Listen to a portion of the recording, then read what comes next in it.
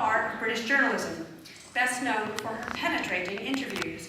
She has many times been acclaimed Interviewer of the Year at the British Press Awards. Rachel Joyce first came to my attention excuse me, with her remarkable debut novel, The Unlikely Pilgrimage of Harold Fry, which won her the National Book Award's New Writer of the Year in December 2012. She's just followed up with a companion volume to that novel, The Love Song of Miss Queenie Hennessy, and she's an accomplished writer for radio too. Harriet Lane's debut, Alice Always, was longlisted for the Authors Club Best First Novel Award and shortlisted for the Writers Guild Best Fiction Book Award. Her second novel, Chilling Her, is out now. Lisa Jarman subtitles her blog, How to Be a Domestic Disgrace, what Nigella would do if she had an insubordinate child, 97 pence to last the week, and a kitchen full of flying ants. It's full of hilarious and perceptive observations about parenting, budgeting, blogging, and life in general. What a truly stellar crew. And as we know, our brains become more active when we hear and talk about stories. Storytelling and writing done well is the pinnacle of powerful writing. Our sponsors for this talk, Dr. Care Anywhere, are keen to help rewrite the story of healthcare through their patient-focused and convenient approach to accessing excellent doctors, so we thank them too. But we especially thank our panel. Please give them a really warm applause.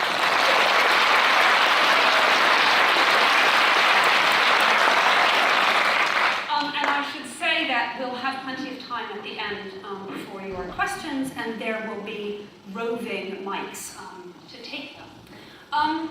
I started off by talking about voice, which is something that all writers think about, no matter the form of their writing, whether they're journalists or novelists or bloggers.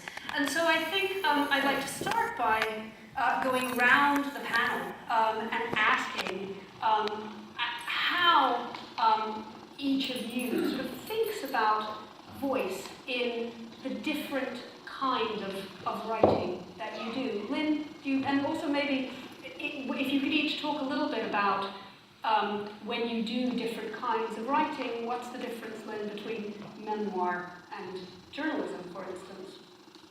In terms of style, I don't think there is much for me, but it was a huge moment in my life when, having been a good journalist, which in those days meant being objective and masculine, I thought, unemotional. I was finally allowed to write a piece in first person, and this was in the 1980s, and it was completely a sort of game changer. I just suddenly thought, this is the way to go. This feels truthful, this feels interesting, I'm interested in doing it. And up to then, I'd just been a sort of obedient, good professional journalist, but of no particularness, and then suddenly felt that I was onto something, and since then I've almost always written in the first person. I can still, if I have to, write a sort of more formal piece in totally literate third-person English, but I don't enjoy it. But what was different about, for instance, say writing, but then moving into memoir, to really writing about yourself? It didn't feel that different, actually, because I had increasingly, if it came up in an article, in fact, the first one that I wrote in first person was about my first employer, Bob Guccione, and it was entirely appropriate to sort of say that I'd worked for him and what he was like. And so in a way, I was sort of putting little bits of memoir here and there anyway. And then I think I'd probably sort of rehearsed it a bit, and I'd been asked to write pieces about my interviewing and, increasingly, I suppose, into a memoirish thing. But I still feel I can sort of switch quite easily between.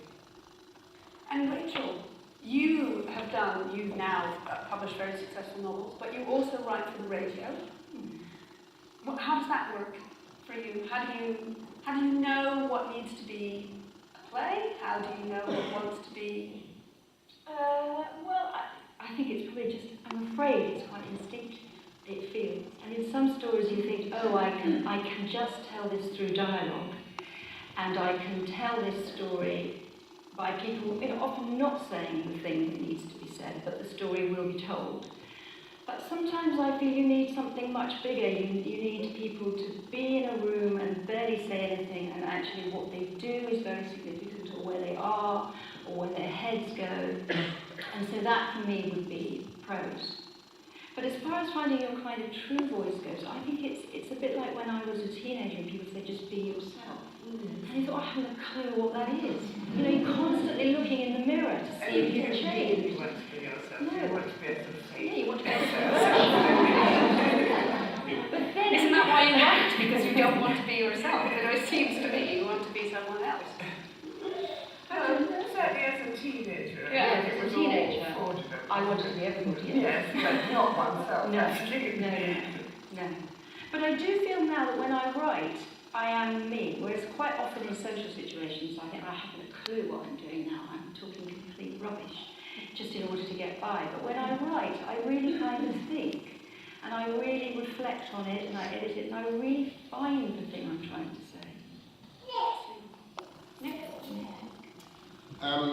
Well, I think my finding a voice was a long process of dismantling after education. So all my sixth form essays, and then I read English at university, and when I tried to write any kind of creative work, I couldn't. I'd gone, it had been schooled out of me by sixth form university, and I was trying to write in that third person that Lynn was talking about, and it seemed like proper That sort of writing. austere. Yeah, and I couldn't get anywhere with it. Everything came out like porridge. And slowly it changed. I wrote things, I started off trying to write some sort of script, I don't know what it was, and then some short stories. And I can remember things really changing when I sold a short story to the Literary Review. That was the first piece of fiction I ever sold. And then once they bought it for £25, they told me that they'd finished printing short stories now. So the first thing I sold was never appeared in the magazine. But they said, would you do a review for us instead? And I thought, well, okay, I'll do a review. And because it was the Literary Review and I didn't think anyone was reading it, I thought I could be cheeky and irreverent, and I can write in the first person and mess about, and suddenly I felt much more like myself. And I can remember later I was asked to do a review for the Daily Telegraph, and I did some of this, and I remember the literary editor at the time saying to me, "You've got I in here. Nobody cares what you think." And you think, well, how does that work actually with a book review? And so I wrote it. That's very, I mean, it's and that's another thing is about voice depending on sort of different places that you write for. So for instance, if you write, I started writing for The Economist, where there really is no I, no one gets a byline for The Economist.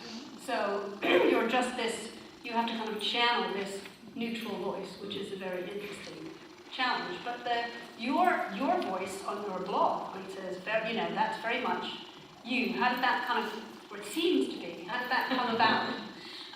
It's quite easy for me, really.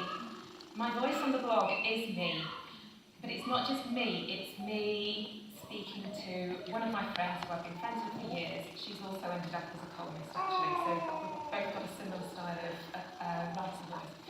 And it's me chatting away to her and bitching about things and swearing and being as dramatic as we can, just for the most effect, and her giving it back. And whenever I write my blog, it's the two of us in my head, and that's how it comes out. When I write for other publications, I have to tone it down a bit. Swearing. Although I did call Michael Gove a cockbomble in Times recently, which is a high point of my career.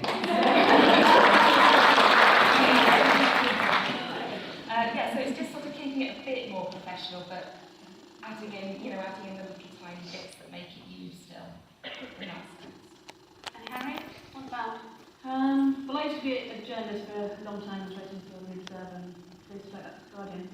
And then for various health reasons, I had to pack it up. And so the weird thing was starting to write fiction after a career as a journalist. And I think everyone always thinks that journalists spend all their lives sitting around making stuff up. But actually, we really don't. So the kind of challenge for me was starting to think about what I was writing in a totally different way. And it's actually, I remember I joined a little local creative writing class, which met on Thursday lunchtimes up the hill. I was so frightened going in, and I remember people sort of sucking their teeth when I went in. You're a journalist, what are you doing here? You should know how to write. But actually, the moment of being thrown in at the deep end and being given an exercise and starting to think in a totally different way, and feeling it kind of go whoomp, it was just a sort of an exciting moment. I suddenly had a sense of a lot of new possibilities. Both my books are written in the first person present tense, and I do think that helps with immediacy, and actually it's not 1,000 miles away from the sort of journalism that Lynn does, and that I was kind of aspiring to when I was a journalist. There's just something about kind of getting yourself right in the head of the person who's having the experience and being in the room with them. But I think this, this discussion about voice presupposes, as it were, that we're all already at our desks writing. But what comes before that is the decision when you decide that you are going to be a writer, whatever kind of writer that is, whether that's a journalist, a blogger, or a novelist. Maybe I could again, kind of ask you all how that began for you, because I think it is it's not always a decision, but it requires, I think, a certain amount of courage, or can, to take that leap. Maybe Rachel, would you start? I don't know, it's a funny one, because for me it sort of felt as if there wasn't anything else. It's a need. And it's often because, I think if I didn't do it, I'd be quite lost as a person, and probably quite troubled. And so for me, it's a way of sorting things out, making sense of things, kind of sharing them. Just all kind of amorphous gloops of feeling can kind of suddenly become more structured. They can have a purpose. So I do feel it's that if I didn't do it, I'd probably be in some trouble. What do you think about that? Yeah, I feel exactly the same. Well, I remember the precise moment when I knew I had to do something about it, because I'd always presumed I was going to write, but never, ever did any writing. I think another crucial difference we'll address a bit later on in the conversation. I seriously think I was waiting for a phone call from a publisher saying that they had a vacancy for a novelist, I'd be interested in applying. And I was teaching, and I had an idea for a story that I could feel myself bursting to write, but after a day's teaching, I would rather go to the pub or watch television. So I packed in my job, because I knew that I would never get anything written unless I did. And for a while I was drifting in and out of various teaching jobs. But when people ask me for advice about writing, I always say, can you stop? If you can stop, stop. Do something else. It's a hard life, but I'm like Rachel, I can't stop. And I realised recently that when I fantasised about retirement, it was so that I could sort of do some short stories and make an original screenplay. That's how I envisage retirement. Not golf. Not golf. It will be writing, I won't stop. Harriet? Well, for me, it's difficult to talk about it without talking about why I stopped doing the journalism. But I started to lose my sight in 2008, and I thought, I'll just park it, the journalism for time, and go back to it when everything's sorted out in my eyes. And the eyes didn't sort themselves out, they sort of got worse. So the weird thing was that I had this ache about the writing. It was almost the thing that I was missing as much as the sight that was going. And that's why I ended up at the creative writing class. But I think I never for a moment let myself think about writing fiction. It just seemed so remote and so far away from where I was. But I just knew that what I discovered at this class and what I was enjoying, sort of my own head was starting to think about stories, and this sort of sensation of having sort of somewhere happy to go in my head when lots of stuff was going wrong. And then, like Nick, I had a sort of a bright idea, and it presented itself one weekend, on a Saturday afternoon, and as soon as I took the children to school on the Monday morning, I just went home and started writing, and I didn't stop for, I think it took me about 3 months to write my first book, in the quite a rough first draft. But during that period, I think I told my husband what I was doing, really kind of like, I'm writing a novel. And I didn't tell anybody else, because I didn't want another reason for people to start feeling kind of sorry for me, you know. I think actually, this is quite good advice. I think if you're writing fiction or if you have a project, it's quite good to keep it a bit quiet, because if you bring it out into the open, you start talking about it, and somehow it loses some of its power. That's what I find. So I sat on it, and I wrote it, and then I finished it, and then I sort of didn't tell any. I think I started to tell people when I had a publishing deal. And that feels right. So the idea, I don't think, it wasn't until then that I thought I'd written a novel. I don't think I ever considered myself a writer. I mean, it's just something I do. It's difficult to kind of, to compartmentalise it in that way. But if I stop and think about it too much, all I know is I lose my nerve. So, yeah. I think the other good reason never to tell anyone that you're writing a novel is that you see a look of pity in especially if you ill-advisedly try and pitch the story, which comes out all garbled and doesn't sound good at all, and you see people, you see a look in their eyes like... my first novel was High Fidelity, and I said it was, well, it's about a guy and he works in a record shop and he splits up with his girlfriend. I didn't really have any more than that. In fact, there wasn't any more than that to the book. And you could just see people trying not to cry, really. Half. Yeah, I think you said something wrong. You said something about when you decide to be a writer. And that makes it sound like a sort of career choice. Yes, I'm aware. I mean, that doesn't quite work that way. I think what you should do is write, and then if it turns out you can make money from it, then you're a writer, as it were. But I think if you just sort of fantasize, sort of, you know, I would like to be Zadie Smith, how do I go about it? You know, I don't think it's going to happen, basically. I've always found writing very easy, and I wrote for my local paper while I was still at school. I wrote children's stories and things and got paid for it. So that was the big motive for me. This was something I could do that people would pay me to do. And when I left Oxford, that was almost the only thing that anyone would pay me to do. So I thought I might as well do it. But I mean, it does come very easily and very naturally, and I have kept a diary all my life and all the rest of it, so writing is a fairly basic. But it's just kind of in you, as it were. Yeah. And Lisa? I can come at it from a slightly different perspective. Like everybody's said, writing has always been in me and what I do best. But I hadn't considered it as a career until a few years ago, and I found myself at home with my son. And everyone started saying to me, you know, you should really be a writer. So I just went, okay. And my top tip is, on your email, you know when you send your email, it's got a signature. I just wrote at the bottom about Lisa Jarman, freelance writer, and then just pitched a load of crap to magazines. And that was that. There you go, I was a writer. Fortunately, they went with it. I have my blog to back it up. And now I am a writer. And, you know, I'm a writer because I can write, and then because I said I was a writer, everybody believed I was, and now I am. So top tip. I think that, you know, a kind of common thread we're hearing here, and it sort of sounds surprising in a way to say it out loud, but I think it has to be said out loud, is actually doing it.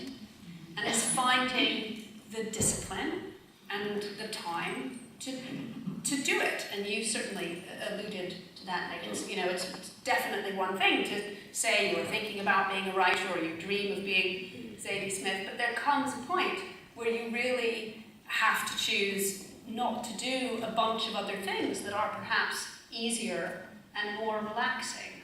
How do you all kind of come at that, really? How do you find the discipline and what tips perhaps could you give? Do you want to start then? I do actually believe in discipline, in that I think you ought to sort of say I'm going to write 500 words, whatever rubbish, or however much you set yourself, but just do it every day and accept the fact that some days are total waste and not worth really reading. But if you wait for the moment of genius inspiration, it won't ever come, I don't think. So I think that's quite important. And I do always advise people to keep a diary. I think one of the things that is a problem for beginner writers is that they're so self-conscious. They think that once they've committed something to the page, it's sort of going to, they've actually written it down, it's going to go out into the world and everyone's going to be judging them. And, it's easy to write stuff and then just throw it away or just not put it out in the world. So just write, babble away, I think. And so that it becomes almost as natural as brushing your teeth or something. And don't always, the thing that used to inhibit me as a teenager was, I'd write my novel, I'd think of a very clever title which would take several weeks, and I'd write chapter 1. And then, because it was virgin paper, it was much worse in those days, because once you actually typed something, you couldn't change it, or you got to retype the whole page. Or pull the paper out. Yeah, quite dramatic. Yeah. So, thinking about your first sentence took several weeks, and I think that's sort of the antithesis of writing. You ought to just get it all done, especially now the computer is so easy. There is a sort of different version of that with adults, which is that they're much more, when they ask you about writing, they're much more interested in finding out how to get an agent or what software program you use. And then when you say to them, how much writing are you doing? They want the name of the agent before they've done the contract. Yes. But so how did you get to that point of actually not? You quit your job. Yeah. But then once one's at home, you still have to make yourself sit down at your desk and actually do it.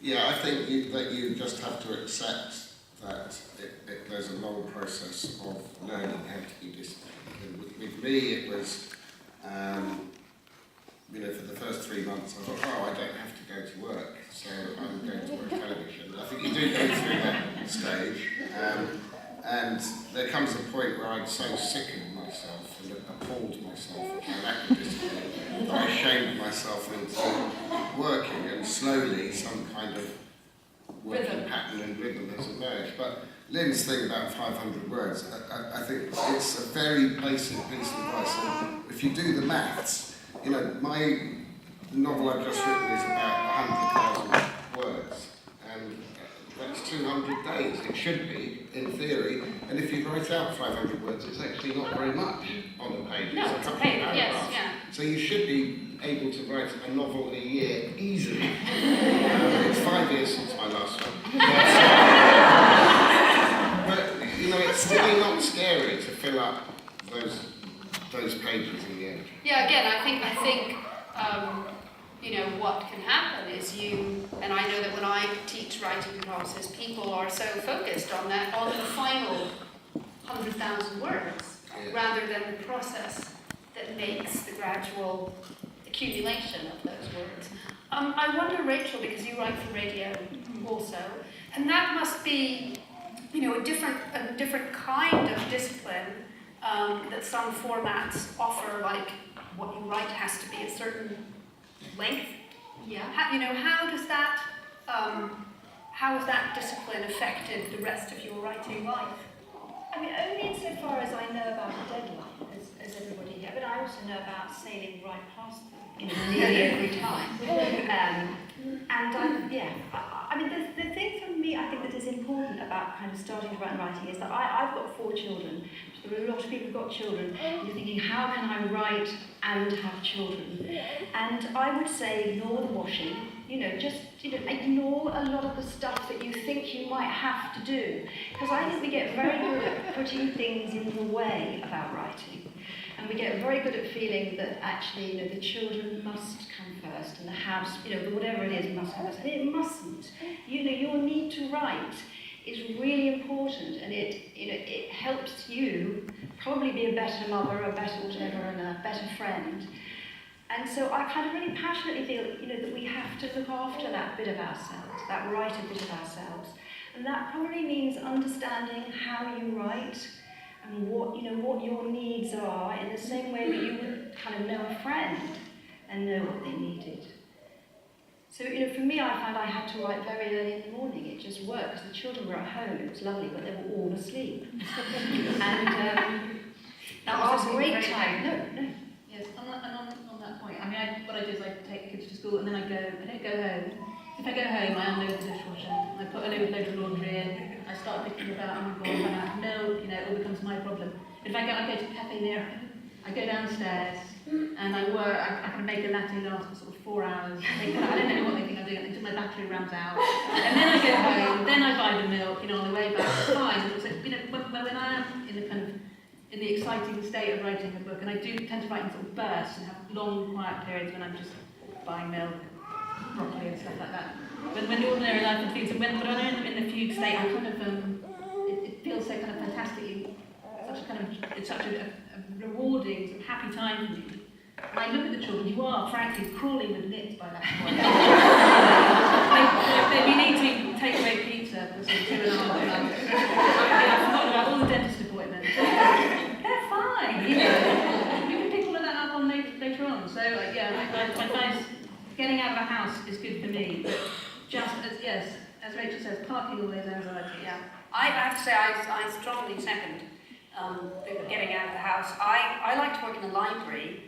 I'm often here at the British Library, but I find that means when I flag, I can see someone who's working really hard, and I feel kind of ashamed. And then I get back to work, and that's quite a good spur, I find. But what about when you're writing, Lisa, when you're writing about your domestic life and keeping up a blog? Because that requires a sort of different kind of discipline. It shouldn't be difficult, but it can be. I think the temptation is to just give yourself a schedule and write something really regularly.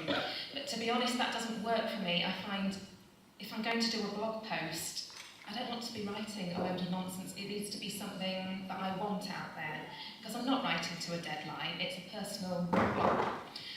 So I never force myself when I'm doing that. It does help to get out of the house, like everybody's said. I think having a laptop is brilliant. I like to sit in coffee shops, and it makes me write a bit more, because I feel like everyone's thinking I'm J.K. Rowling. I'm like sitting there like, get me. And also, if I'm not in the house, when I'm at home, I kind of write a paragraph and then go and reward myself with some cheese and a little look on Rightmove and things. So if you're sitting in a coffee shop, I think whatever writing you're doing, it really does help. But yeah, my tip for blogging would be, do write, but don't feel that you have to write to a schedule and keep pumping stuff out all the time. It's not necessary. I think quality over quantity. Relentless quantity. I'm aware that I want to leave plenty of time for questions, and since I started a little bit late, so I think now would be a good time to see what you have to ask our panel. We have some roving microphones down here, so if you raise your hand, I can point to where. Why don't we start at the edge here? Hi, I'd like to ask about plot lines, if that's all right. So because they can be notoriously difficult, how do you stop yourself from losing the plot? Who would like to take that on? Rachel, do you want to talk about it? Yeah, I think a lot about plot. I think keeping your reader hooked is vital, and the tricks that you use and the craft with which you do it feels really important to me. So I can't structure a whole book and kind of know before I've written it what is going to happen. I just can't do it unless I get in the bath and try. I don't know if I put bath in, but if I get in the whatever it is.